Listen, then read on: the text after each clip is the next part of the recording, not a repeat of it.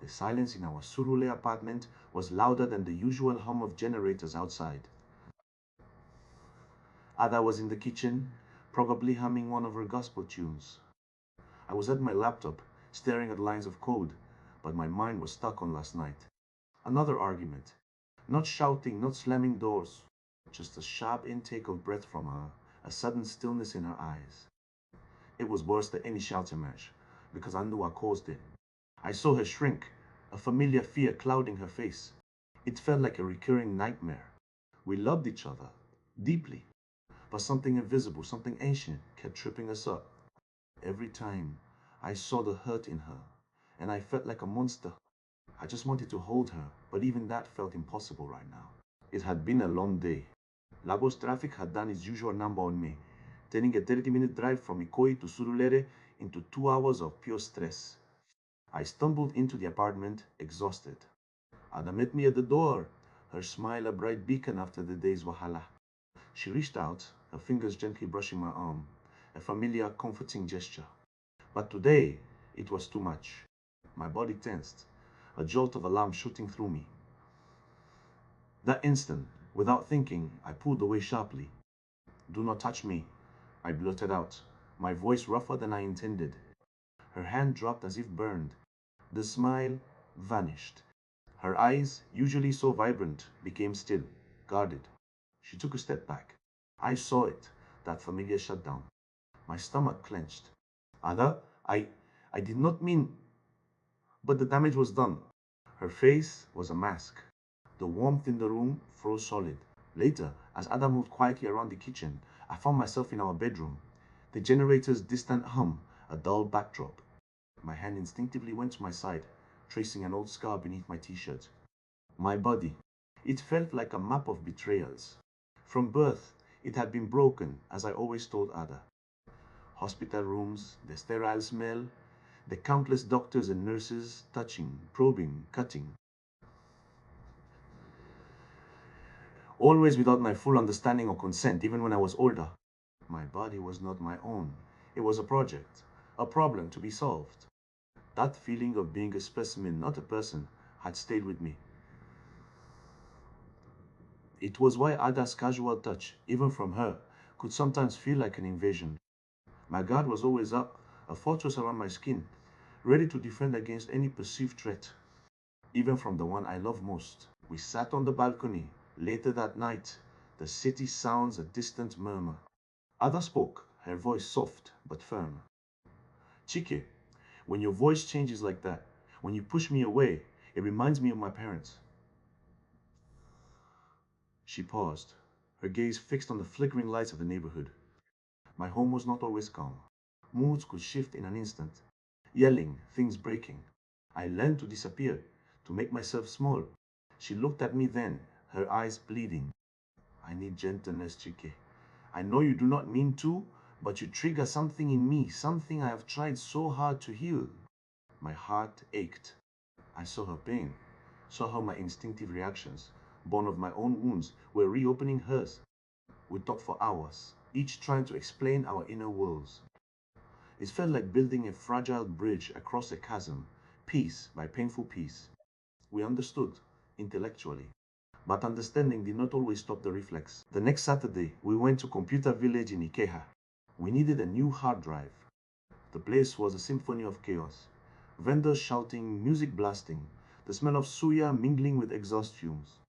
We were navigating the throng, my head already throbbing from the noise, when Ada spotted a shop. "Chike, come here," she called out over the din, her voice a little louder than usual to cut through the noise. My entire body stiffened.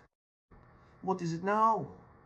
I snapped back, a defensive edge in my tone I had not meant. I heard it even as I said it, that same preparing for scolding sound. Her shoulders slumped. She just pointed silently to the shop. The joy, the easy camaraderie we would had a moment ago, evaporated. I hated myself for it. Why did a simple "come here" make me feel like I was about to be disciplined? It made no sense. It was not fair to her. But my gut reaction was instantaneous, unbidden. Back home, after the dust had settled, Ada finally confronted me about the market incident. Chike, she began, her voice quiet. When you react like that, it feels like you do not trust me, like you expect me to hurt you. The words hung in the air, heavy and true. I wanted to deny it. I did trust her, with my heart, my secrets, my future. But deep down, where the old wounds lived, there was a part of me that instinctively flinched from everyone, even her. I know it sounds crazy, Ada, I admitted, the confession burning in my throat. I trust you completely. But there is this instinct, a part of me that is always on guard. It is not you, it is me. My body remembers things my mind tries to forget. She nodded slowly, tears welling in her eyes. It still hurts, Chike. It feels like you do not believe I want what is best for you. Last weekend, we were at my cousin's house in Lekki, celebrating his son's naming ceremony.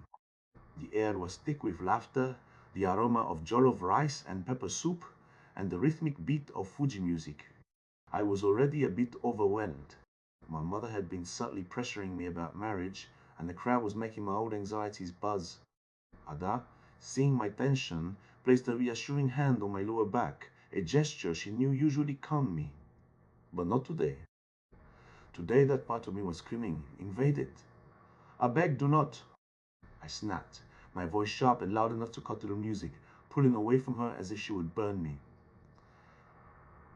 Heads turned. My mother frowned.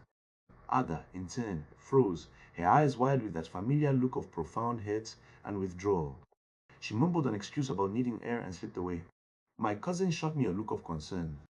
I stood there, amidst the joyous chaos, feeling utterly isolated, my heart sinking to my stomach. I had done it again. In front of everyone, I followed Ada outside, past the kids playing, past the group discussing politics. She was sitting alone on a garden bench, staring into the middle distance. Her posture, small and hunched, broke my heart. It was not just her hurt, it was her fear. The fear I had instilled in her simply by being myself, by reacting from a place of deep, unexamined pain. I saw the reflections in her eyes, the echoes of a chaotic past that my present reactions were resurrecting.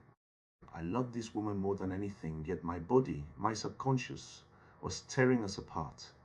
It was not just about my boundaries anymore. It was about the collateral damage.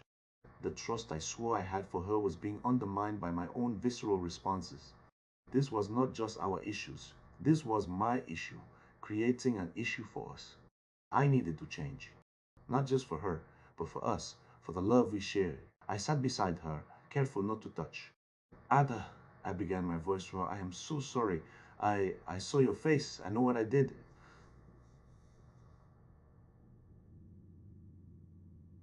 I trust you, Ada. I truly do. But my body, my instincts, they have a mind of their own. They do not listen to my head or my heart sometimes. It was the most vulnerable I had ever been about it. It is not an excuse. It is a problem. My problem. And it is hurting you. She looked at me, a flicker of something new in her eyes. Not just pain, but perhaps hope. I believe you, Chike, she whispered. I just need to feel safe. We sat there for a long time, planning. I would work on finding new ways to signal my boundaries. A simple hand gesture, a calm, pre-agreed phrase. She would work on giving me space without shutting down completely, trusting my effort. It would not be easy. It would not be fixed overnight. The road ahead would be long, filled with missteps and moments of frustration. But that night, under the Lagos stars, we made a pact. We would see a therapist, someone who understood trauma, someone who could help us navigate these hidden minefields within ourselves. We would communicate, not just after the triggers, but before. I would tell her about my good days for touch and my bad days. She would remind me to breathe, to pause before my instinct took over. Love, I realized, was not just about grand gestures. It was about the tedious, painful work of understanding, of healing, of building trust brick by painstaking brick. It was about acknowledging the scars, both seen and unseen, and deciding every single day to choose empathy over instinct. We were far from perfect, but for the first time in a long time, I felt a flicker of hope that our love, strong enough to survive the chaos of Lagos, might just be strong enough to heal us both.